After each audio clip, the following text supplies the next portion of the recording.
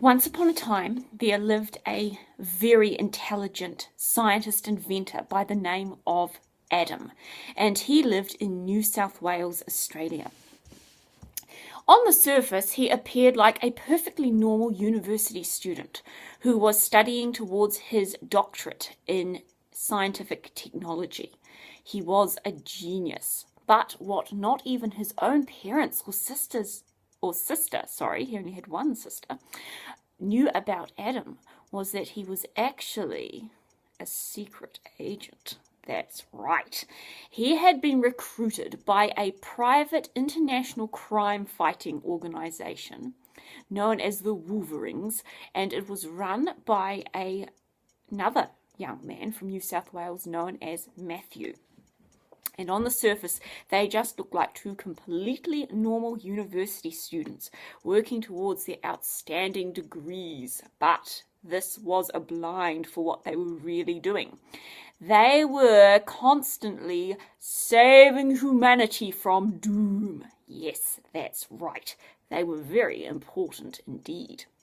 Now, one day, as Adam sat in his bedroom studying for his advanced calculus degree, which he was doing on the side of his doctorate. He was a bit of an overachiever. Anyway, suddenly he heard a little alarm in his desk go mee-moo, mee-moo, mee-moo, and he quickly opened the desk drawer and pulled it out and turned it off because he did not want his parents or his sister to realize he was a secret agent, because they might think that was a very dangerous thing for him to be doing.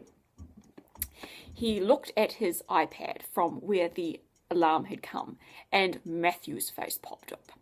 "You must come over at once," he said. "Something very serious has come up on the international crime scene, and I need you right now to come over here and save humanity." Adam went out into the lounge where his parents and sister were watching a movie. "I'm just going out for about an hour or so," he said calmly, and then he walked out the door. Adam was used to being calm in the face of danger. When you are off to save the world on a top-secret adventure, it does not do to go around blubbering and letting everyone know that you might not come back. No, indeed, you have to be frightfully brave. He got into his car and drove swiftly to Matthew's house. When he got to Matthew's house, he did not go to the front door. Secret agents do not hold their meetings in public places, of course. He went round to the back, where he saw a large treehouse. Then he knocked the code, 3 knocks with 2 raps, and waited until Matthew let a long rope down. Then he quickly climbed up it. He had extremely good upper body strength because he was always working out. When your life consists of facing off with criminals all the time, this becomes extremely interesting to you. Anyway, it's a matter of self-defense. He got into Matthew's amazingly advanced treehouse. From the road, of course, it just looked like a piece of rubbish, but that was all part of the blind. "Yes, we have a serious situation, Adam," said Matthew, "and I'm going to have to send you in. I would go myself, but I'm coming up for the International Grand Chess Championship, and I can't not turn up. It might rouse suspicions." "What seems to be the problem?" said Adam. "We have news that some terrible, evil, crazy scientist, villainous genius, has developed a very hideous weapon," said Matthew in a worried voice, "and he is hiding it in a cavern in the far north of New Zealand." "My," said Adam, "this does sound serious. Where did you get your information?" "I can't tell you that," said Matthew, "but I assure you it is entirely reliable. You will need to leave at once in the private plane." "I assume you're quite happy flying to New Zealand?" "Of course," said Adam. "I have, after all, been taking secret flying lessons." "Good," said Matthew. You will fly up north, and you will land on 90 Mile Beach. It is a natural air strip. In fact, it is so good for landing aeroplanes that during the Second World War, a lot of American soldiers were stationed in that area to defend New Zealand against possible invasion. Part of the job of being in New Zealand was to be inconspicuous, so they were involved with digging a large cavern under some large hills as you go up north. I believe they're called the Mungamukas, but I would have to check into that, seeing as how I am not a native New Zealander. I could not say for sure. These caverns have been closed up because the war ended before any invasion struck New Zealand. And we think that it is possibly in this cavern that this dreadful genius, Doctor Elvario, may be hiding his hideous weapon. What sort of weapon is it? Said Adam, as he pulled out his smartphone and began to record the details. He found this a very helpful thing to do indeed. It helped refresh the points in his mind, and when you're facing off with a villain, it is always best to be prepared. It is not like your average school test, after all. We don't know, said Matthew. That is what disturbs us the most. He has become arrogant, and he has released very, very prideful statements to all the major governments of the free world, saying that within a week we will all be at his mercy because the weapon is so terrible. You are our last hope, Adam. Adam pulled himself up. I will not let you down, he said. That's why I'm sending you, said Matthew. I have never known you to let me down in any assignment. However, what will you tell my parents and my sister? I will say that you have won a vacation to New Zealand, said Matthew. It is not entirely a lie, because you are going to New Zealand. Of course, it is perhaps not a vacation, but if you do the job quickly enough, you can spend time in the north of New Zealand, which might be very fun. You can even take a bus trip up 90 Mile Beach, if you so desire, and look at all of the cars that got sunk in the tide, because people will park their cars on that beach, even though they're told not to. Adam quickly left for the aerodrome club in the area, where he got into his private plane and flew off for New Zealand. It was dark as he approached 90 Mile Beach, but this did not stop a genius flyer like him. He landed his plane on the beach, and then he got out of his plane and walked up the cliff, where he found a motorbike that had been carefully left for him by the New Zealand branch of the Wolverines Crime Fighting Society. He drove and drove and drove his motorbike until he came to an old abandoned historical cottage in the middle of a sheep paddock. He walked up to the door and opened it. Looking around, he saw nothing but a messy cottage that really ought to be renovated with a bulldozer. But this did not confuse Adam. He knew what he was after. He walked to the centre of the house, and there he began to knock systematically on the floor. And suddenly, with a cavity opened up, and a flight of very new stairs led down. He walked down the stairs nervously. He was now approaching the lair of Dr. Elvario, and this made him somewhat nervous. How would you feel if you were approaching the lair of an international criminal who would strike nothing to get rid of you so he could hold the free world to ransom? Probably not too good. Anyway, Adam was very brave, though. He walked down and he patted his black umbrella in a friendly manner. He never left for a secret mission without his beloved black umbrella. Suddenly, he came upon a large door with a pin pad. Now, Adam was a mathematical genius, and he knew that there are only so many combinations that a pin pad can have. And being very brilliant and very logical, he knew immediately what the most likely combination was to open that door. I do not know how he worked it out, because I am not at all mathematical or logical. But, as I say, Adam was a genius, and it is not for us to question the way a genius's mind works. I know he was a genius because he got the door open. Then he saw something truly terrifying. In this enormous cavern under the Mungamukas was the most enormous hairdryer he had ever seen in his life. And suddenly all became clear. This wicked, crazy Dr. Elvario was clearly intending to melt the polar ice caps and drown the entire world unless it gave him ultimate domination. Oh, this did not sound good at all. Being a genius, Adam quickly assessed the situation as very, very, very dire, which means extremely unpleasant and bad. He crept around the large hairdryer and contemplated a plan of sabotage, but nothing came to his head. As he looked at it and wondered if he could cut the very large cord that was curled up beside it, he suddenly heard a horrible sound behind him. It went like this.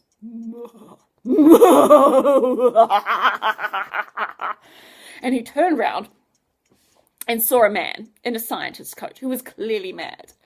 Adam, you have come, said the mad scientist with a nasty leer, which means a horrible smile.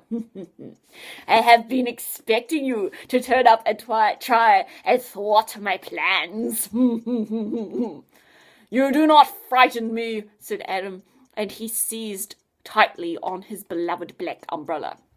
You are very foolish, said the scientist, if you do not fear me. I can do many, many terrible things to you.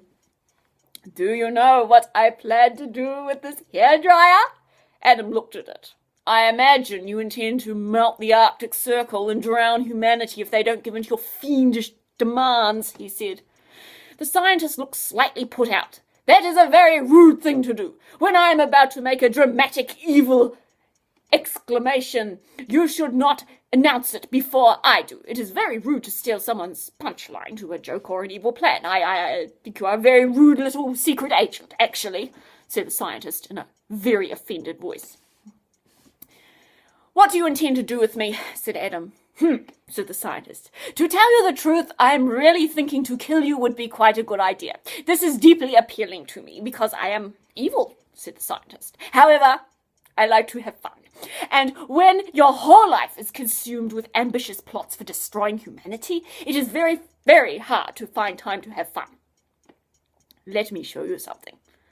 He took Adam through the cavern to a room. It was not a particularly pleasant room. It was cold and dark, and there was a spooky gas lamp putting out a slightly unpleasant kerosene smell sitting on a table. And on the table was a very beautiful chessboard next to an ornate French clock. Do you like this? Said the scientist. I stole it from Versailles when I was in Paris last year. Versailles is not in Paris, said Adam. I have been to Versailles. It is outside of Paris. Because, yes, we do not need your little lesson in history, said the evil genius crossly. I know many, many things, many, many more things than you. And I am about to explain to you how I intend to kill you, little boy. I am not a little boy, said Adam. I am 18, and I am a super secret agent. And I am a certified genius with the Mensa Society.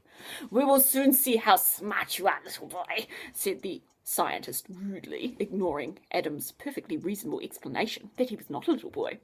We are going to play chess, and if you cannot beat me, I will kill you.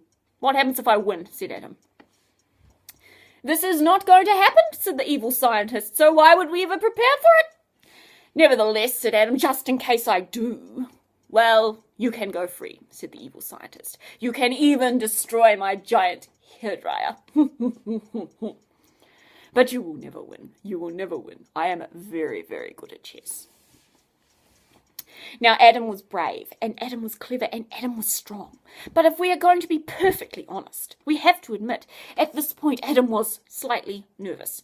After all, even the bravest of us would shudder somewhat if we found ourselves stuck in an underground cavern in the Mangamukas of New Zealand, facing off with an evil, crazy scientist who wanted to drown everyone in the world with his giant hairdryer and the polar ice caps. And it is hard to win a game of chess when you feel nervous. Suddenly, Adam remembered something. He remembered his amazing invention. Adam had a little invention he'd made called the eyebrow ear camera. And what it was this very powerful little camera that looked like a hair on your eyebrow. And he was wearing it. And he had this tiny, tiny, tiny little earpiece, which was incredibly powerful. And it just looked like a little pimple that you stuck on your ear. And it was connected back to Matthew in Australia. Yes, Matthew, who couldn't come on this assignment because he was going to play at a world chess championship. If anyone can beat this evil genius, thought Adam, it's Matthew. So, with a swift, imperceptible flick of his fingers, he turned the device on. Back in Australia, Matthew heard the device go off. And he started listening. And he heard as evil Doctor Elvario began to play his chess game against Adam for the prize of Adam's life and the well-being of humanity. Scary stuff indeed. Quickly, Matthew swung into action. He turned on his end of the camera and began to look at the chessboard. And then, in a voice that only Adam could hear, he began to tell Adam how to move the chess pieces to win. Movement after movement after movement proceeded as Adam began to strike down evil Dr. Elvario, who had no defense mechanism in place because he did not expect that Adam would have the ability to win against him. He was, after all, a very good chess player. Suddenly, Adam had done it. He knocked over the evil king. Yes, the king lay dead on the chessboard. I have won, said Adam. Now grant me my freedom and the destruction of your horrible hairdryer. And for good measure, why don't you turn yourself into the New Zealand police and go straight and stop being evil and start contributing good things to society? Ah, you fool! You did not think I would honour my promise, did you? I am the evil Dr. Elvario! I honour nothing! Shouted the villain. He leapt up and he seized a sword hidden in the darkness. But Adam was quicker still, and he whipped out his rapier from his black umbrella. Now we know why he loved it so much. Adam was a fencing expert, and with a few swift thrusts and parries, he had the evil Dr. Elvario backed into the back of the blackest corner in the cabin.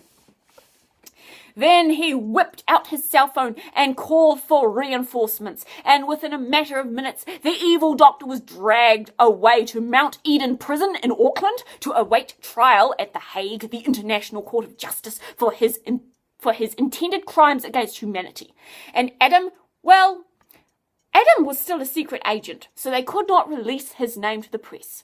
But he went back to Matthew's house, and they had a secret celebration where they ate lots and lots of chips and drank lots and lots and lots of fizzy drink before Adam quietly went home to his loving parents and sister.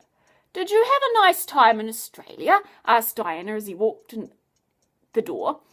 It was New Zealand, actually," said Adam, "and yes, it was very exciting." "Did you have a relaxing time?" said Diana. Adam considered. "I had a very interesting time," he said. "Good night, Diana." "Good night," said Diana.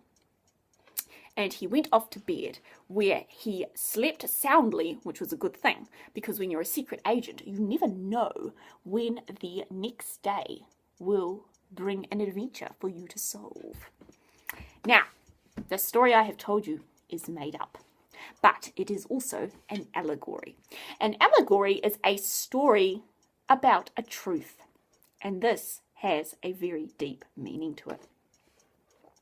In life, you are going to find that you often face off with evil Dr. Elvario.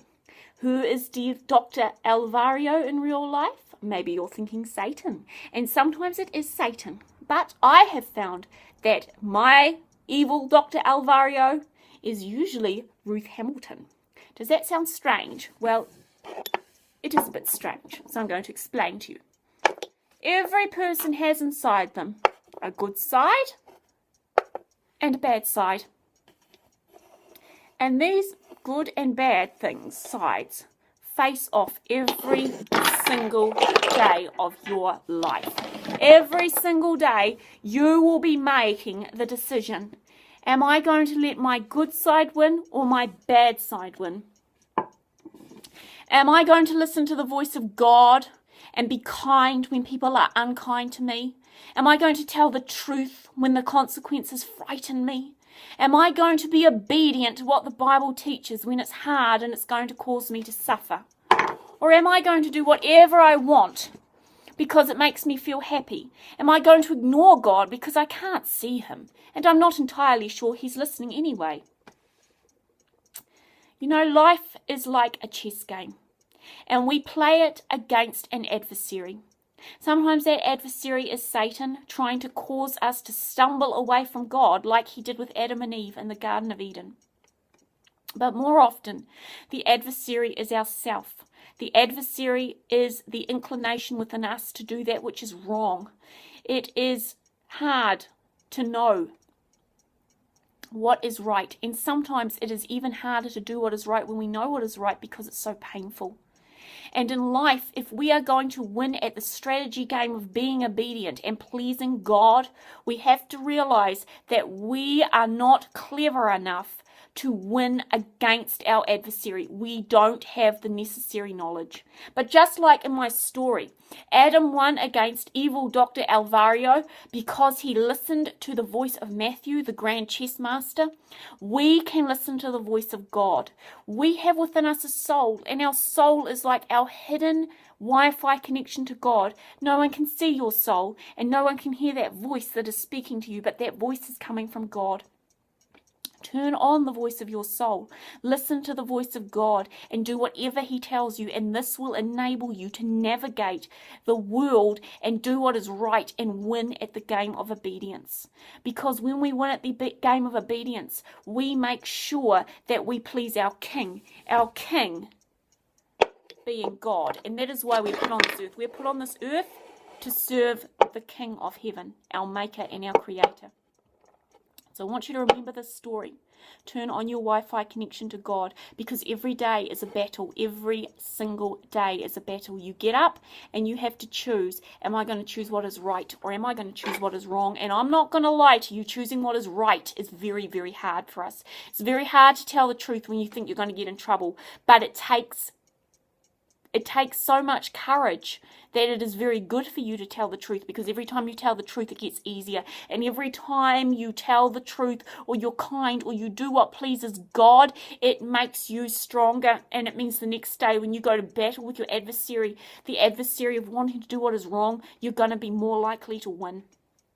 I want you to remember that, and I want you to be like Adam, who was so smart in the story that even though he was a genius, when he got to a point where his own information failed him, he had the sense to turn on his invisible communication device and listen to the voice that had more information than him. And you need to do that with God.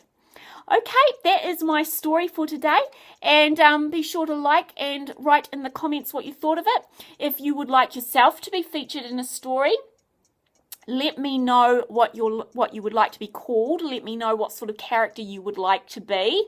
I will put you in any story you like, provided it does not have magic in it. You know the rules. I never write stories about magic. And yeah, let me know in the comments what you thought. Let me know what you would like to do in a story, maybe. And check in with me next week when I make another story for you. Love you.